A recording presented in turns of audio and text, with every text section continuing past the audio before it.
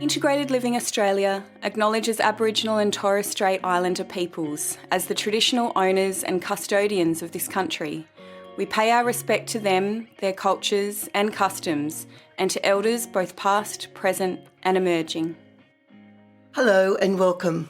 My name is Catherine Daly, CEO of Integrated Living Australia, a community-based health and aged care service provider. I'm thrilled to be welcoming you to our brand new platform, our Live Well podcast. As the media and digital landscape evolves, we want to be able to offer our clients, team members and listeners more broadly a new way to hear from us. Our Live Well podcast is for everyone in our Integrated Living Australia community and for anyone who loves a great story. Each edition will speak directly with Integrated Living Australia staff, our support workers, registered nurses and people from across the country and hear their stories, those on the front line who deliver exceptional care to thousands of older Australians in regional, rural and remote areas. The story you're about to hear is no exception. Join us as we speak with support worker Janine Lucas about the special bond she's formed with client Joe, who lives in Burnie, Tasmania.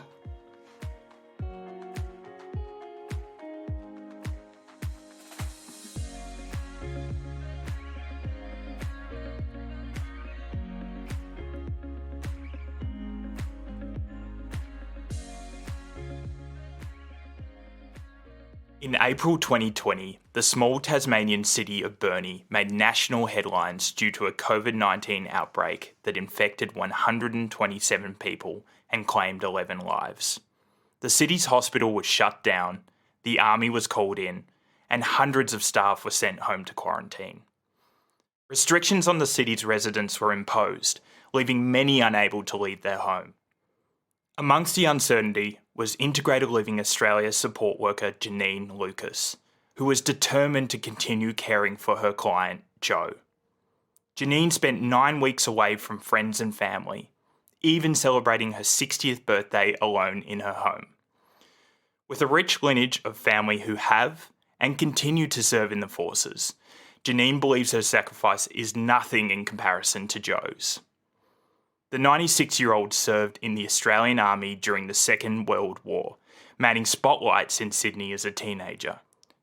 Jo is one of the only remaining female World War II veterans living on the northwest coast of Tasmania.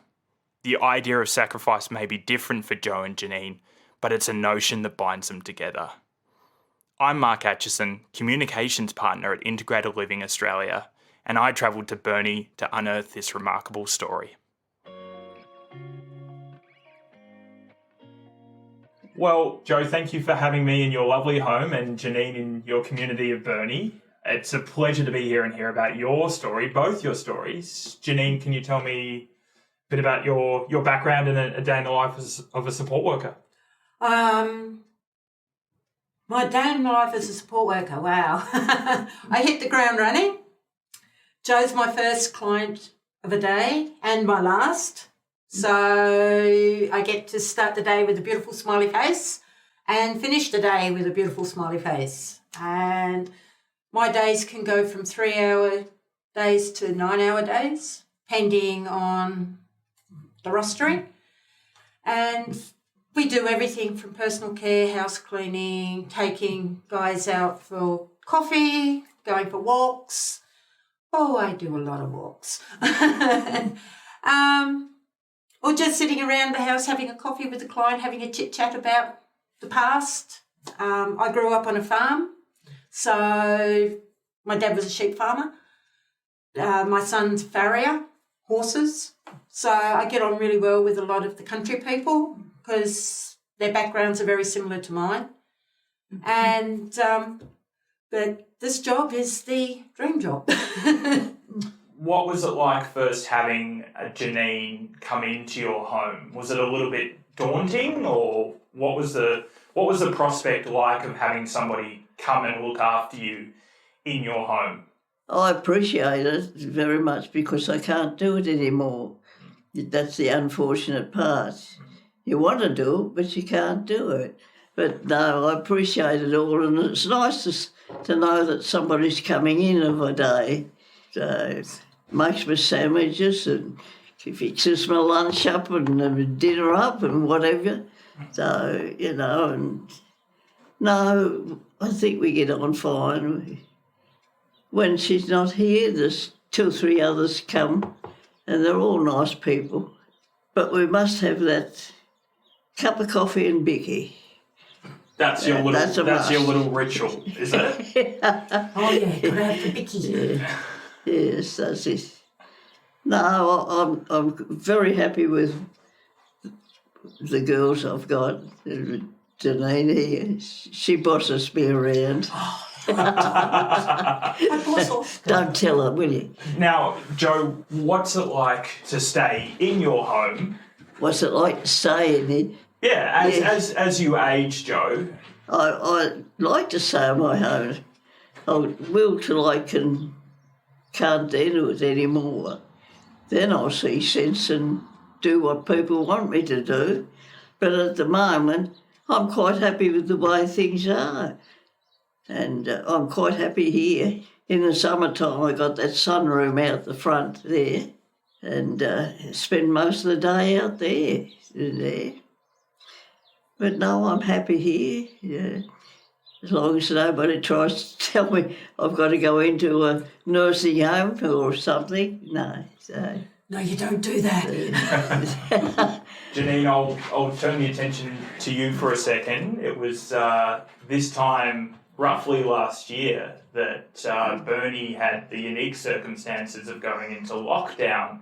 Now, that was because of the hospital and the hospital closure due to the many COVID cases up there. Can you tell me what the mood was like in Bernie? Very quiet. It was very eerie. You could be drive from here to Wynyard and back and not see a soul, not even a car on the highway, which is unusual. Getting pulled over by the police for compliance checks to make sure that you were actually working and not just going to visit somebody. It was quite scary, I guess you could say. So, Janine, tell us what you did in order to take care of Joe during Bernie's unique circumstances and lockdown.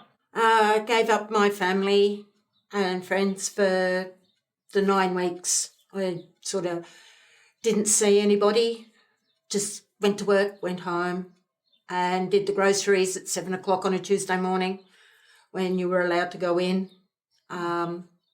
And saw my dad from a distance when I bought him his groceries and took them down to him, put him in the middle of his backyard, yelled out, "I love you," and hopped in the car and drove away.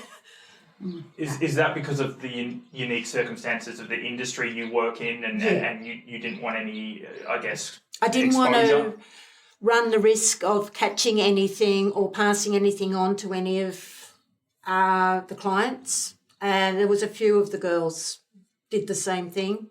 We just sort of put our lives on hold for the job. So you went 9 weeks without seeing your partner or your family? Yep. What was that like? Hard. Yep. Video calls. Yeah. Lots of video calls. And your 60th as well. Tell us about that. You'll never forget that. I'll never forget that. That was spent at home by myself with the dog and the cat. What went through your mind? I hate COVID. All I wanted to do was go out to dinner for my birthday, and I had a florist dropping flowers off in the middle of the front path, so to speak, and then waiting for them to leave so I could go out and get them. So it was a very, very quiet birthday. But you did it. Yeah, you just had to do it and you had to get on. The idea of sacrifice comes from, I guess we could say, your long line of family in the forces. Do you see a synergy there as to what you did to help Joe during the lockdown? The idea of sacrifice to you is not new. No, it's not. No.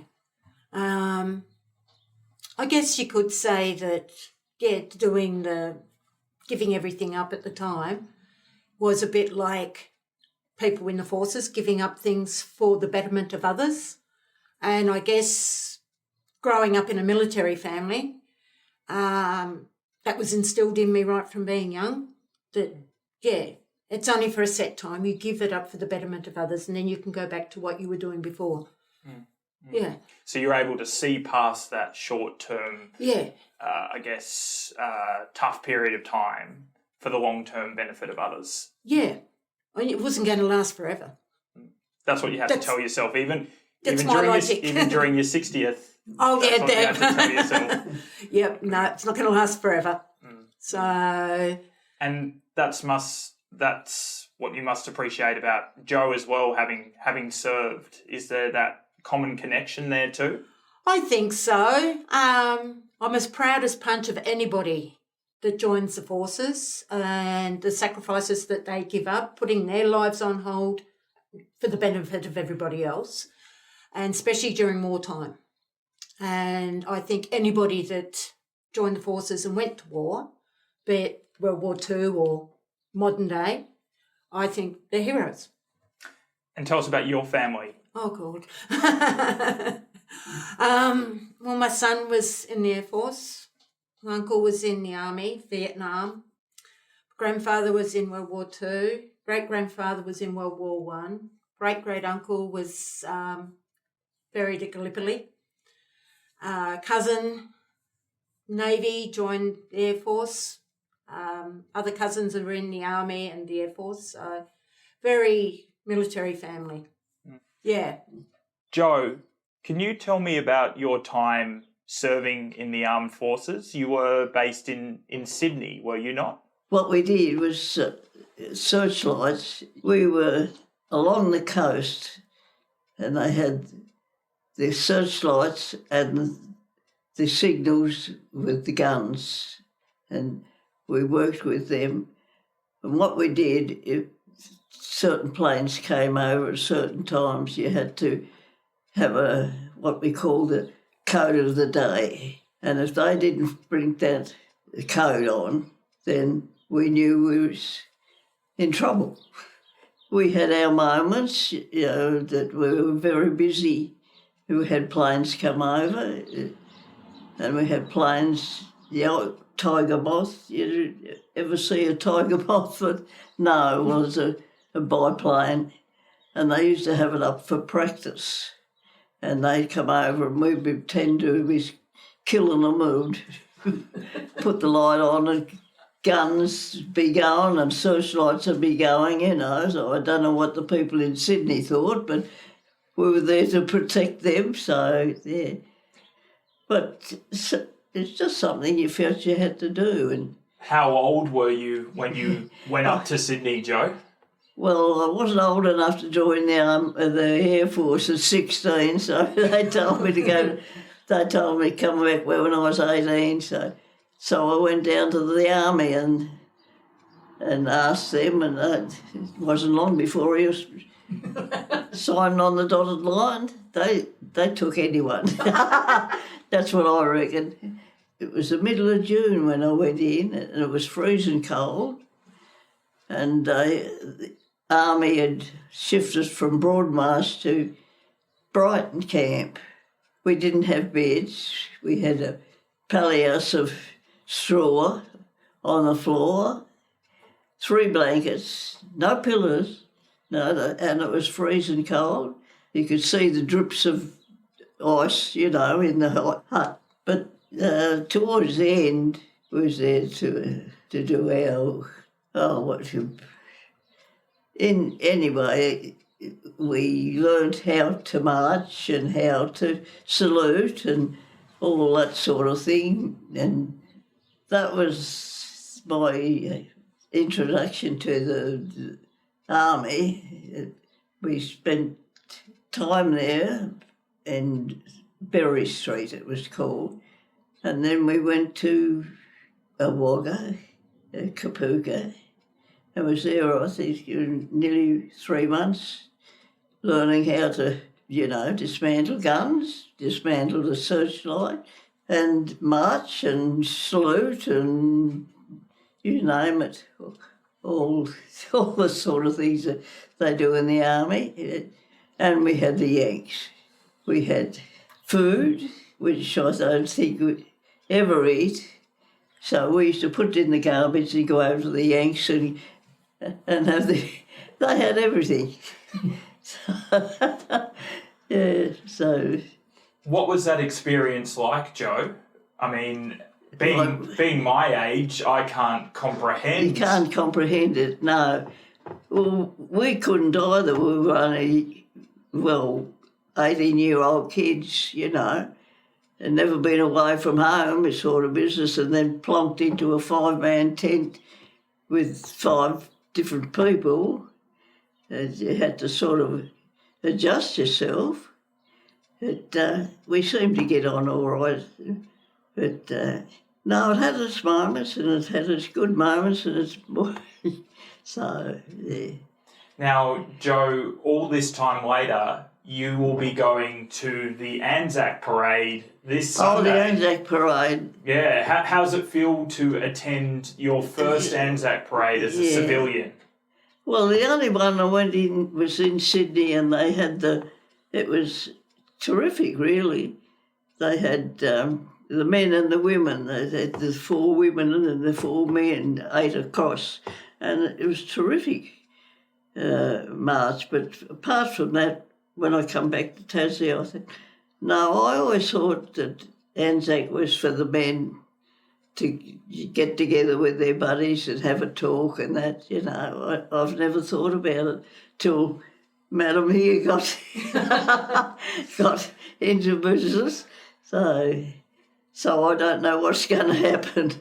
So, does it feel special that you'll be able to attend your first Anzac Day parade as a civilian?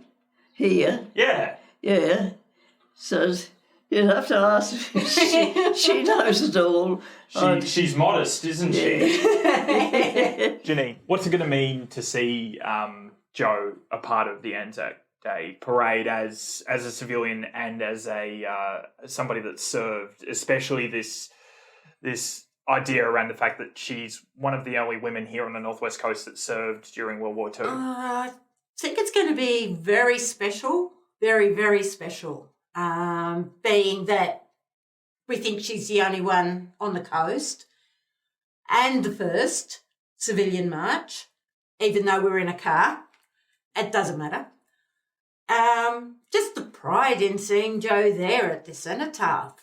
So, no, I think it's really good. And I do believe in going that extra mile for all my clients, but my veterans especially, my DVA clients. I don't think you can thank them enough. Nothing, I don't think, is too good for these guys.